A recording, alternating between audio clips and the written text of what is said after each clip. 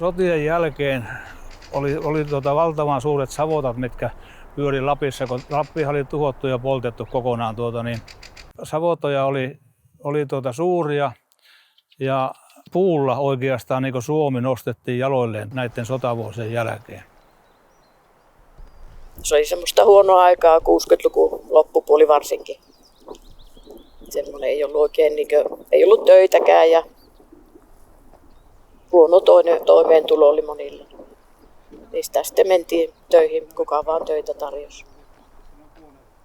No jos minä miettisin tässä niin esimerkiksi ympärillä olevia taloja, niin joka ikisestä talosta. Ei nyt ihan joka vuosi oltu uitossa, mutta parhaimpina vuosina oli monta veljestä.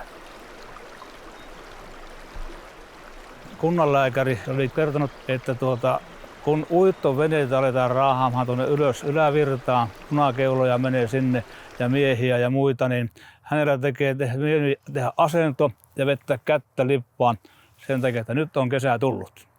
Ja kun olin silloin alle 10-vuotias, niin oli mulle semmoinen läikähys kanssa, että nyt on kesä tullut, kun uitot ovat liikkeellä. Ja mietiskelin sitä, että joskus mekin haluan tuonne mennä. Isä sanoi, että lähtisitkö Luirojokin varteen kokiksi noille tukivyöryttäjille. Mä sanoin, no mikäpä siinä, voihan minä lähteä. Niin lähinkin sitten, 3 miestä lähti ja minä sitten niiden mukana. Kokin apulaisen homma oli 15-vuotiaalle pojalle, niin sillä ei tapahtunut mitään.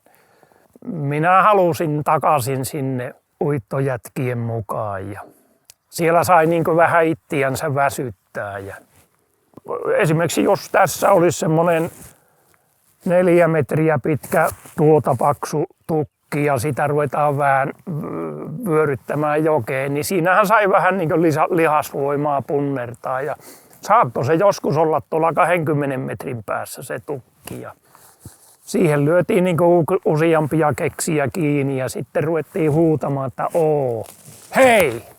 Ja se tuli metriin ja sillä lailla mentiin ja se lopulla meni jokeen. Muistan hyvin elävästi, kun siihen tulin tietysti jännitti ihan uutena nuorena miehenä, niin siinä oli 50 venettä tuossa rannassa ja sitten oli semmoinen nippu keksiä törmällä. Muistan, kun se Kalle sanoi Laajalan Helkelle, että ota se tuo ahti samaan veneeseen kanssa, että kun sä oot vanha uittola, niin opeta häntäkin näihin hommiin sitten. Ja minä en ole ikinä oppinut kokkaamaan vielä nytkään, vaikka on jo kuitenkin päälle 70. Niin paraskiokokki sinne otettiin, mutta enhän minä nyt ruvennut kokkaamaan, kun mä pääsin sinne jokitörmälle vyöryttää niitä tukkeja. Niin sitten ne miehet sanoivat, että no näistä pitää siellä seisoa sillä kasan vierellä, ettei niin sinne kasan päälle mene, että jos sä sinne menet, niin saat tulla joessa. Ja siinähän katsokko, jos on vaikka jyrkkä törmä, se lähtee vyörymään, niin siinä jos olet alapuolella, niin huonosti käy. Helke asetti minut siihen peräteliolle soutamaan. Perämies oli tuossa Helke ja meitä 2 nuorta miestä oli sitten tässä ensimmäisessä teliolla soutamassa. Ohjeitahan laitettiin silloin tänne semmoisia puomiohjeita. Ja sillä keluvenheellä saatiin topattua, kun ne laskettiin myötävirtaan menemään. Ja ohjeet tehtiin sen takia, että ne puut pysyvät tässä väylällä. Ja virta vei niitä voimakkaasti eteenpäin. Että se työ oli siinä niin semmoinen ensimmäinen työ, mitä tein. Kelua veivattiin siinä ja kaikkia tämmöistä. Sitten kun me lähdettiin tuosta Matalaisesta sinne vyörytykseen, niin ei ollut mitään kyytejä. Käveltiin 7 kilometriä reput selässä. Oltiin siellä 2-3 päivää, sitten kun eväät loppuun, niin lähdettiin kävelen takaisin kotiinpäin. Ja niin saatiin sitten tukit uimaan sinne Luirojokkeen ja sinne ne aina kolinan kanssa meni ja se oli kivaa. Se työllisyysvaikutus oli valtavan suuri silloin, että joka kynnelle kykeni vähänkään, niin kyllä ne uittoon hakeutui. Poromiehillä oli tämmöistä luppuaikaa siihen aikaan, ennen kuin vasaleikot alkoi, niin ne menivät uittotöihin. Silloin ansiotaso oli varmaan, olisiko jotakin 4. tai 5, mitä tänä päivänä on keskimääräinen ansiotaso. Monet perheet uiton aikana niin ne korjasi sen taloutensa kuntoon.